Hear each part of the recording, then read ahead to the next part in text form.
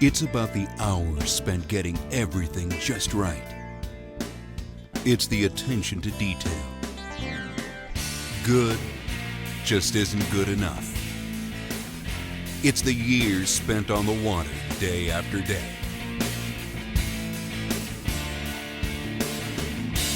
When you tie on a bait by Strike King, you're standing on the shoulders of legends.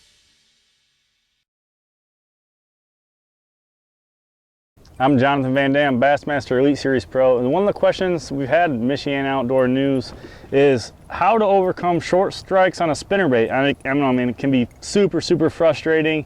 You know, spinnerbait bite is one of the funnest, can be really very producing bite when you get on it, but nothing frustrates you more than when one stripes at it and you can't get them. So a couple things that I do to kind of combat that a little bit.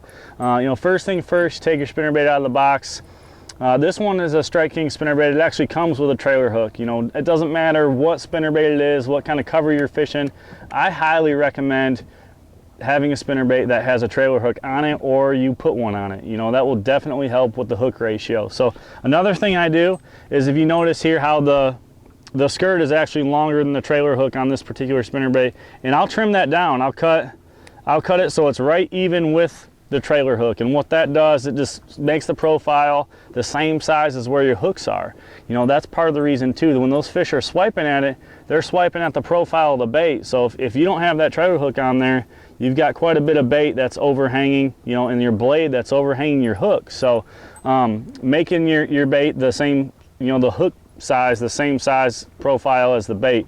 Another thing that you might look into is changing the color up maybe just a little bit. You know, they might be getting too good of a look at it.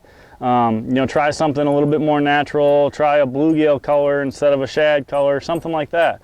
Or change your retrieve as well too. One thing with a spinnerbait that I always make sure I do, no matter what, is I vary my retrieve. I'll snap my rod a little bit. I'll burn it real fast and stop it real quick, and then what that does is that allows that skirt and those blades to change frequency and change the retrieve just a little bit, and a lot of times that will trigger them.